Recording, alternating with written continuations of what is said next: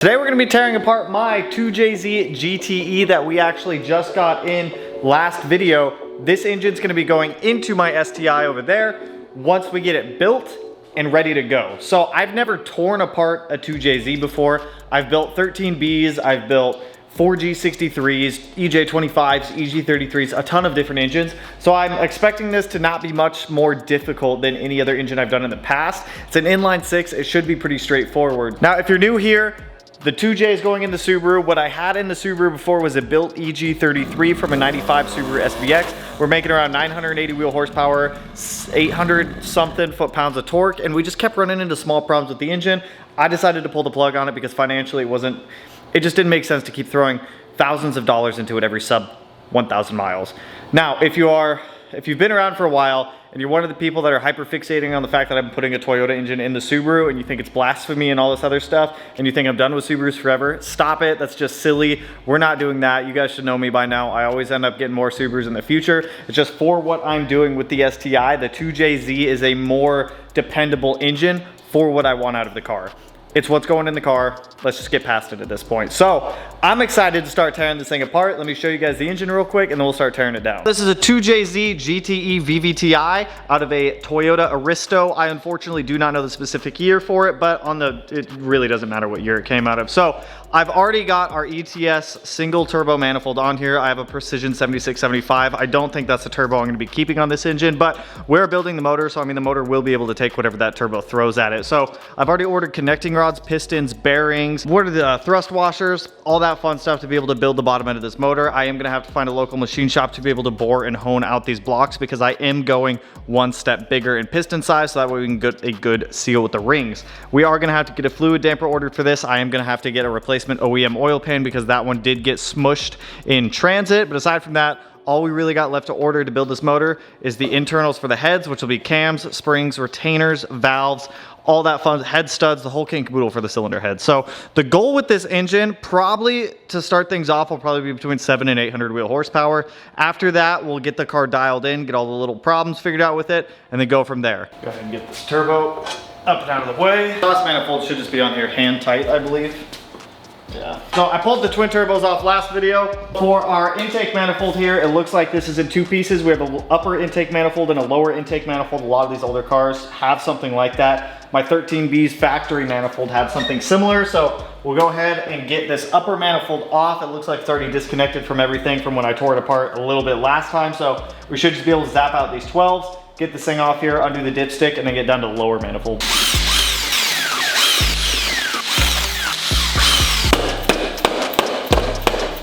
There it goes.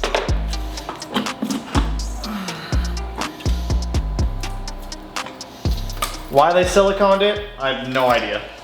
But pretty much everything on here we will not be using. We have a custom manifold coming, and we're using an electronic throttle body, so I don't think we'll be needing this. But that exposes our lower manifold here, our fuel injectors, our fuel rails, our cam position sensor, which the connector on it's broken, funny enough. So. Oh dude, the sensor's broken too, so we're gonna need a new sensor. Fuel pressure line coming out to here, and then just some lower intake manifold bolts.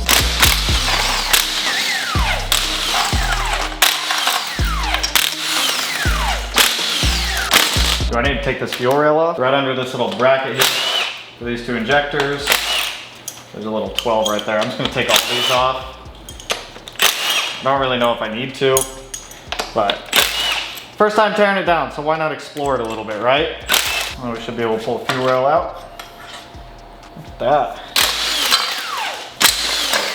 I'm guessing on maybe GE models, they have an EGR on this end because there's like a little block off right there for where an EGR may have gone. This engine supposedly, what is that? Water? Fuel? This engine supposedly has 56,000 miles roughly on it. Kind of just want to strip down the block, get all the accessories off, and then we'll just start sandwiching down it. Now, as I'm taking more and more of this apart, it's like I realize I'm using less and less of the engine, and I'm really only in it for the core, which is fine. There's nothing wrong with that, but I'm really only seeing this 112 right here for this whole oil filter assembly, which is odd. Unless it's this center bolt also, but that just looks like an adapter. There ain't no way that this whole filter housing is held in with this 112. I'm assuming this 112 is just a locating nut.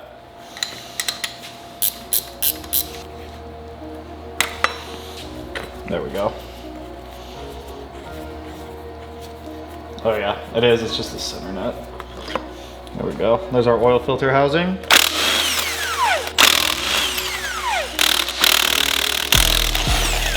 Oh, that's hollow. I thought that was gonna be solid.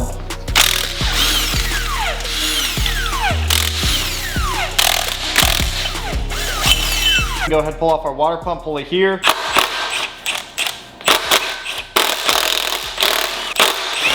What do you guys think? Should we send all this engine hardware out for zinc plating also? Make this engine look nice and pretty?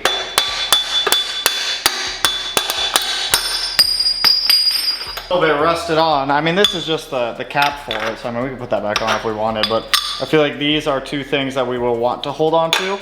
And then I think a new water pump will come with this, but for now we'll set all this aside just in case it doesn't. So right here we have our thermostat housing.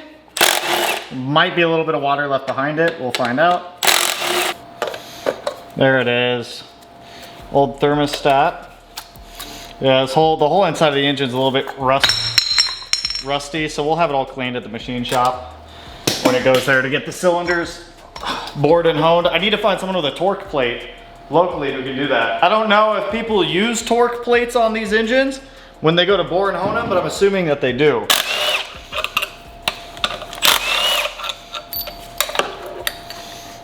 Oh, that's odd. So this is just kind of like, oh, weird. O-ring in there. Just a fun fact of something I learned. This right here, this is actually a coolant drain on the JZ. So you can put a hose on this, route it to a bucket, crack this open, and if there's any coolant left in the engine, it'll all drain out of that port right there. I learned that recently. I thought that was actually pretty cool. Before you ever, this is any engine, before you ever remove any timing components, you wanna make sure you get the engine at top dead center. I know in stock configuration as a 3-liter like this, it's a non-interference engine. With some engines, they're obviously interference, and with other engines, like even if we had this engine, we had a big cam in there, they can become an interference engine. Once you get a big lobe on the cam and the valves are open, even though it's at top dead center, it might not be at top dead center, you can still have piston to valve contact. So something to keep in mind. Last thing you want, we still have an oil line on the other side of this head that we're gonna have to pop off. We're gonna do that in a little bit. Go ahead and take out these valve cover bolts. Go ahead and remove the stock damper here. We will not be reusing this. These have a tendency, from what I've read, to kind of separate and delaminate. So we're gonna be putting in the ATI or fluid damper here. Take out our crank bolt. I'm hoping that this just slides off, but I don't think that's gonna be the case.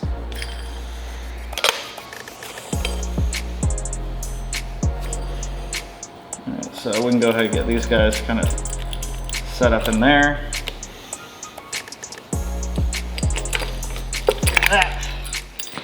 A little bit stuck on there, but not too bad.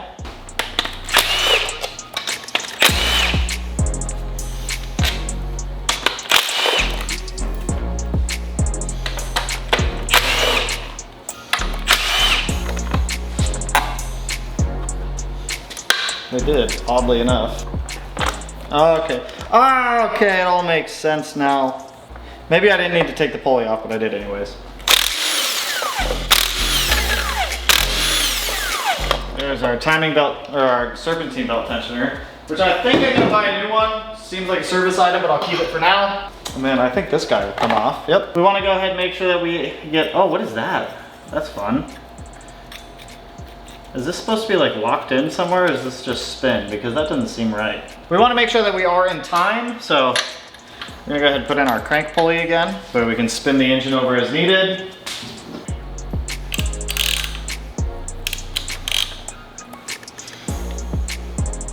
I see a line right here. Line, line.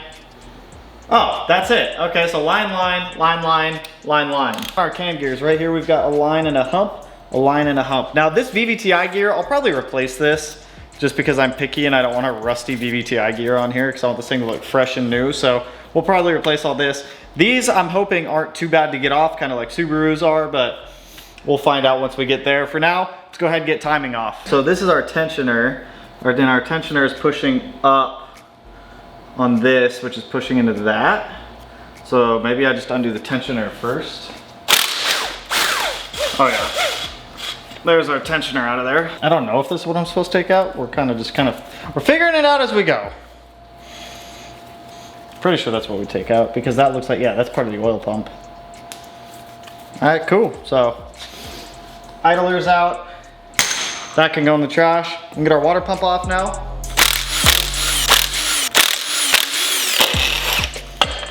And there's our water pump. So is this 2 pieces? Oh, it is. That part's gonna be going in the trash. That part's gonna get cleaned and we're gonna reuse. We'll probably get it Cerakoted and everything, make it look nice. Looks like, yeah, there is like some rust and whatnot that's built up in there, but that's fine. We'll clean it all out. We'll flush it all out. We're gonna start with our exhaust cam here. If it's a VVTi engine, obviously you're gonna have an adjustable gear right here for VVTi. If it's non-VVTi, you'll have 2 of these gears that are not helical like this, I guess I should say. Now this guy can come up and off. And look at that, cam. Inside of our valve covers actually looks surprisingly clean, like weirdly clean. It's been scrubbed. I can see scrub marks. Somebody had recently done this. Someone's cooked. Someone's cooked here. Get the cam off. We've got a big holder to get the cam gear off, I should say. Big spot right here to hold it, and I believe that's a 17 on the front. I have a feeling this is gonna suck, or at least it's not gonna be fun, so.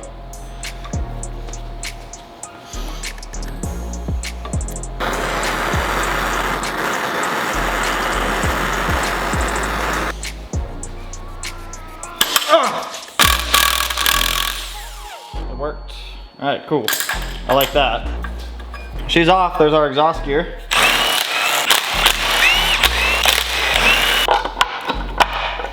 Super clean valve cover again. Someone's been in here. Okay, 14mm Allen. You can see how much this gear moves. Advances and, oh. Is that oil?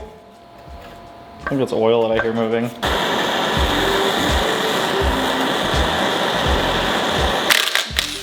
Oh yeah! No, that's just a cover! Oh, I got bamboozled. Oh, God.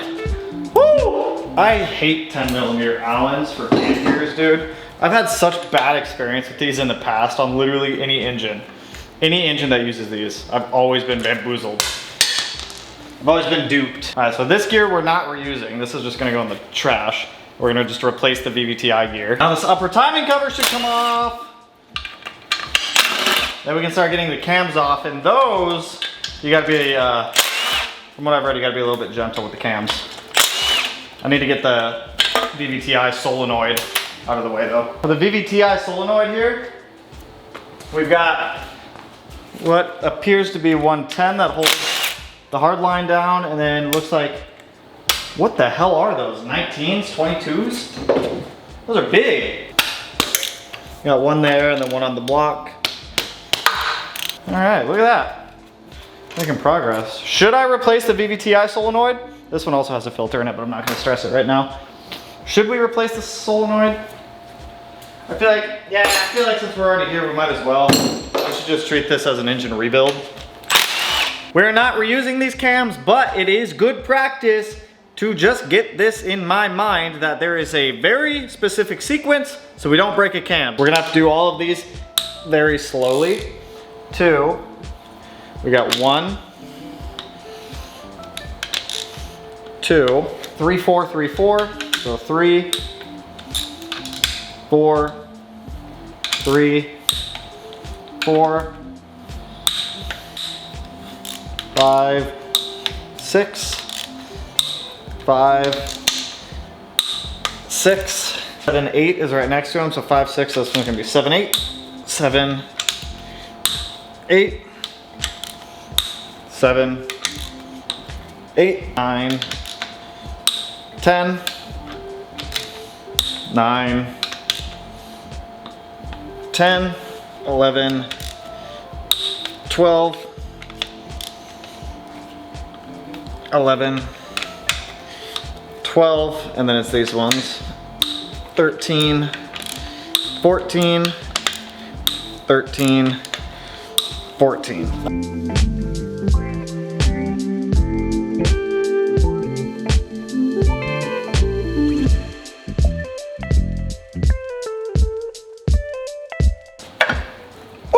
That's a long ass cam, dude. That's long. That's a long boy cam. There it goes.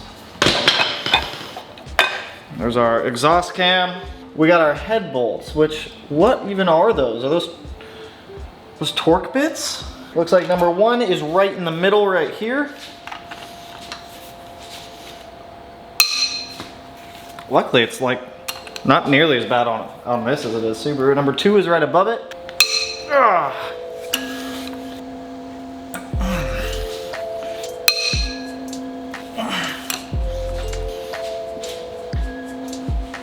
Oh my god, why is number 5 so hard?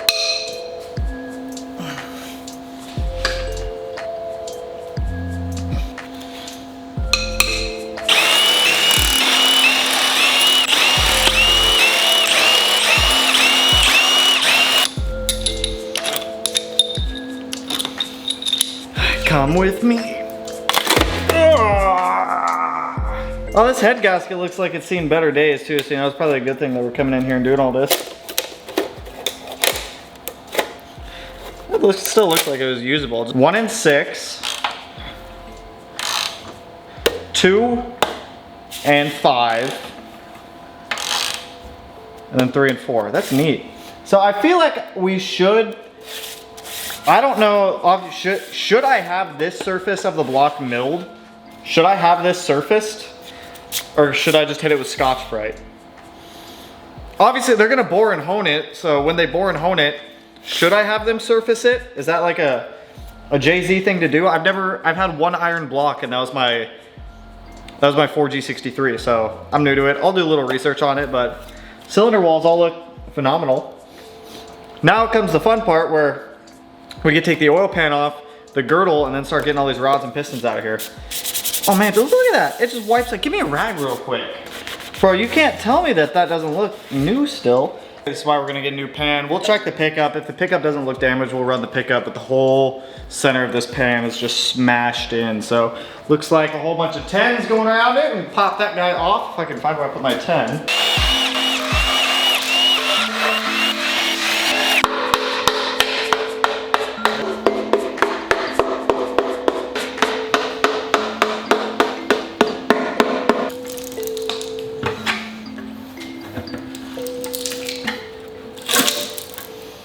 Alright, so like I said, this oil pan is going in the trash. You guys look right here, right in the middle. There's a big dent in it. I'm sure it'd be fine to reuse, but I'd rather just do this proper.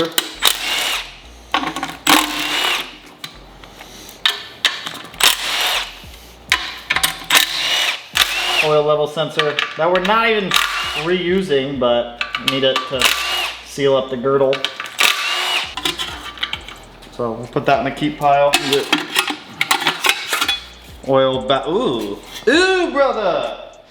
Brother, ooh. What's that? What's that, brother? This is garbage. You guys can see the fat dent in it right there. Now we can get our girdle off. Once the girdle's off, I think then we can take the oil pump off and get everything else out. So, looks like for the girdle, it's just a whole bunch of 12s.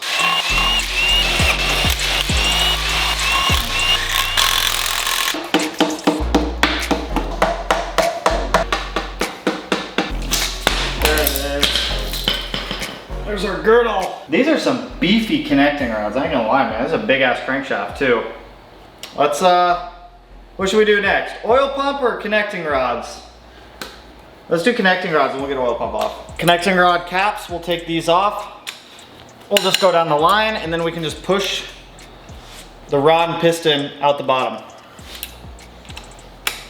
So for now, I think we'll just break free some of the ones that I can reach, which I think is gonna be 4 of them.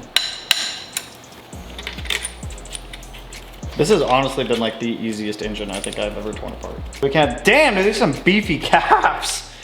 These are stock rods. These are beefy as hell.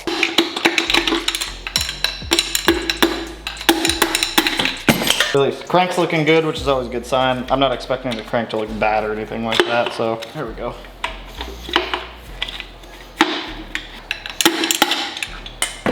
I don't think I'm gonna take out the main caps. I don't think I'm gonna pull the crank. We'll pull the oil pump off, but I don't think I'm gonna pull the crank right now. Like I said, I don't have anywhere to set this and I don't want it to get damaged, and the safest place is on the engine stand inside of the engine. The rods and pistons out. We'll go ahead and get our oil pump off, so we gotta take our crank bolt back out. Now we should be able to take this guy off. I don't know if this is just like a spacer. I don't know. Don't tell me I'm gonna have to pull this off. Crank sensor, that did get cut, so that's whatever. I would like to, does that need to be pulled? Or what?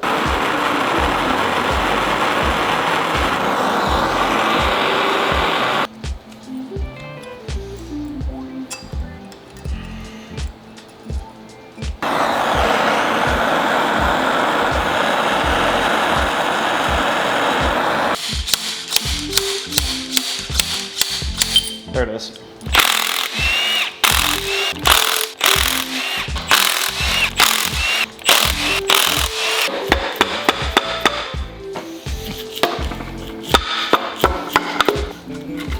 Oh, dope. The oil pump gear is driven by front of the crank right here. Look at that. We disassembled the 2J with the exception of leaving the crank in because we're not going to be taking that out, but damn, dude. That's a really easy engine to take apart. Overall, I'd say it's a pretty healthy engine. Everything went pretty smooth tearing it down. Like I said, I am gonna leave the crankshaft in there for right now just because I don't have anywhere else to put it. But rods, pistons, everything looks beautiful. Head gasket does look a little bit old. I mean, that's just typical. It's probably an old head gasket. Cams came out looking beautiful. We're not reusing any of this. We are gonna build the motor. I figured if we're gonna be doing it and if we're gonna be tearing it apart and if it's already on the engine stand, now is the best time to do it. So I will find a local machine shop that has a torque plate for a 2JZ, so that way we can get this bored and honed for one stepped up or just one size up of pistons. I want to say that these are 56 millimeter. I could be wrong, so we're going up to like a 56.5. Just one incremental step up in piston size, so that way we can get a fresh bore and hone on there, so our new pistons will seat beautifully. For my first time tearing apart a 2JZ, that went incredibly smooth, and that is a very easy engine to disassemble and work on. So that's gonna sit in the background for probably a week or two up until we get our rods, pistons, and bearings in. Like I said, I'll find a machine shop this coming week to get that thing taken care of and gone through, so that way we can get a fresh bore and hone on there, get the crank checked out, make sure everything's all solid, so that when we rebuild it, we can take our measurements, assuming all of our measurements come back good, and go ahead and build that engine. So that's all I got for you guys on this one. In the meantime, I'm going to be jumping back on the RX-7 and a couple other little projects that I got sitting around the shop. So with that, that's all I got for you guys on this one. If you guys are excited for the 2J stuff just like I am, go ahead, hit that like button, turn it black, blue, green, yellow, purple, silver, cyan, whatever color it might turn for you. And if you're not already subscribed to the channel and you want to be, I'll put it in one of these corners. No idea which one quite yet, but with that, I'll catch you guys in the next one. So peace out, homies.